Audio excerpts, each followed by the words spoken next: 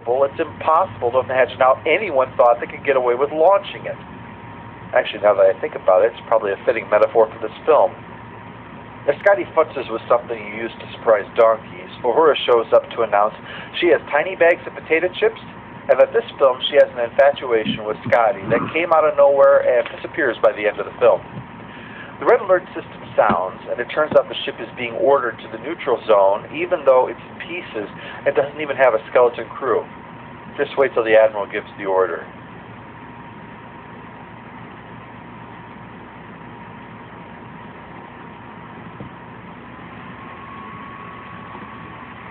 Here's where we first see Chekhov and Sulu tromping near Mount Rushmore and thoroughly lost, although this scene is far more important in establishing an essential fact to know about this movie.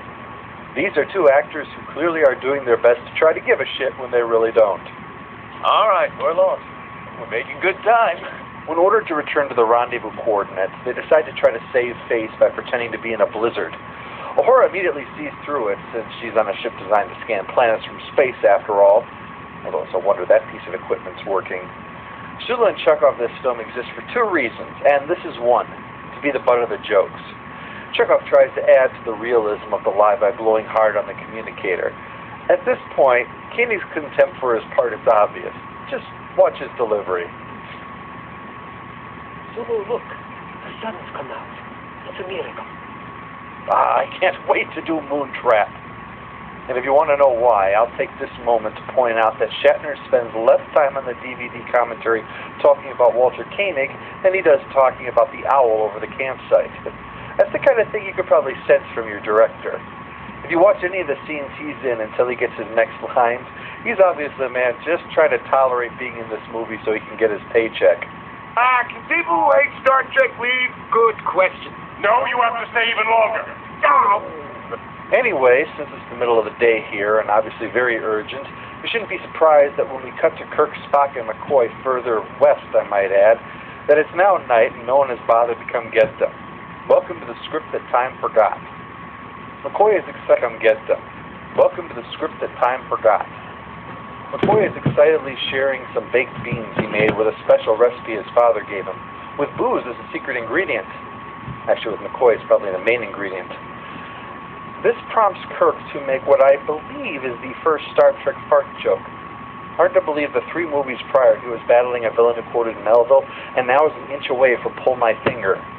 Bones soon lays into Kirk for trying to drag his 50-year-old ass up the side of a cliff with no safety equipment, which prompts Kirk to make this revelation.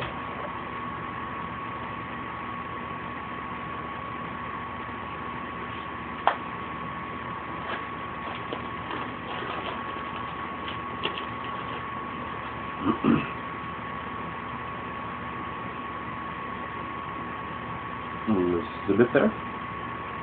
Hey babe, what's up? What's going on? Is it still okay if I come over later? Okay. Between 5:30 and 6-ish? Okay. I'll call you before I leave. Okay.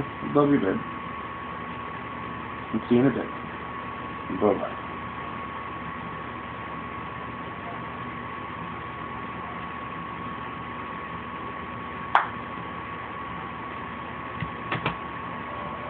I've always known.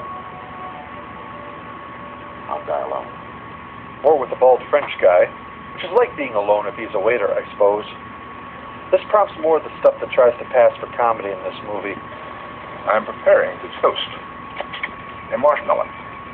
In order to even explain how Spock, who is smart enough to take 3 advanced intelligence tests simultaneously, even after he was dead, is incapable of pronouncing marshmallow properly, the novelization had McCoy reprogram the computer just on the off chance that Spock would research camping and misread the word, and not actually be aware of the real pronunciation.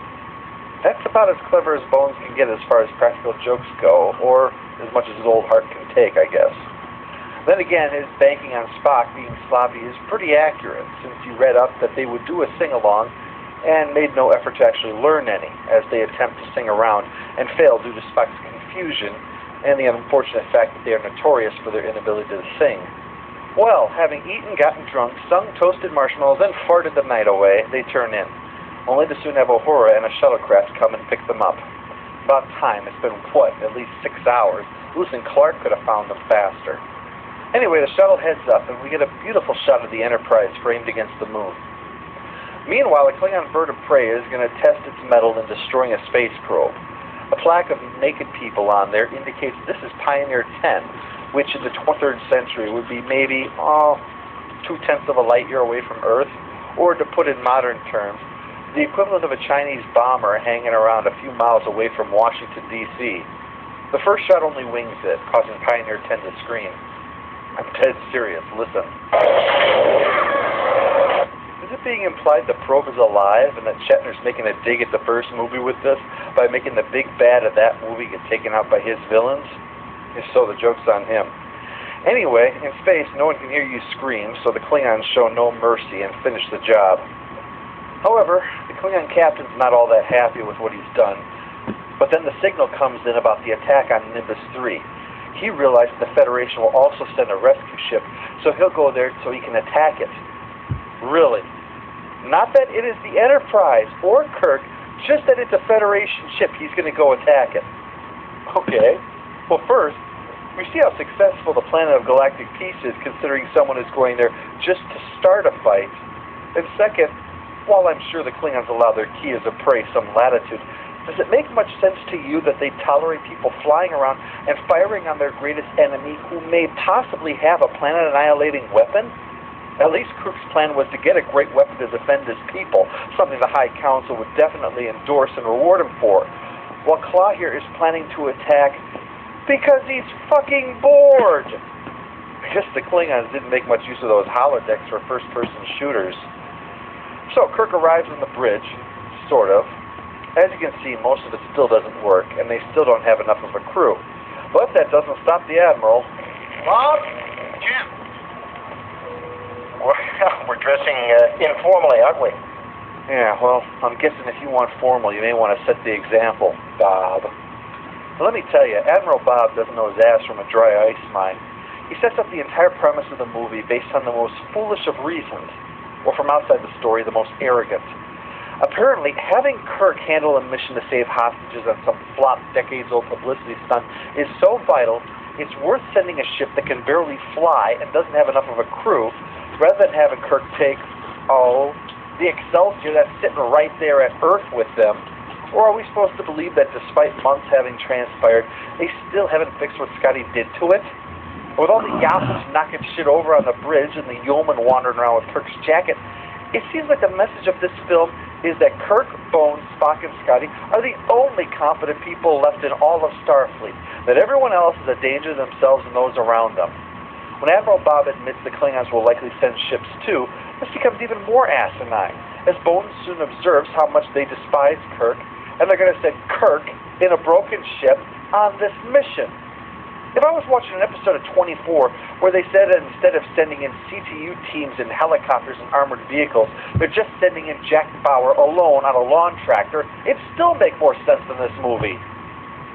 We cut away briefly, and sure enough, Claw has learned that it's Kirk being sent, and he realizes he'd be a legend if he defeated Kirk.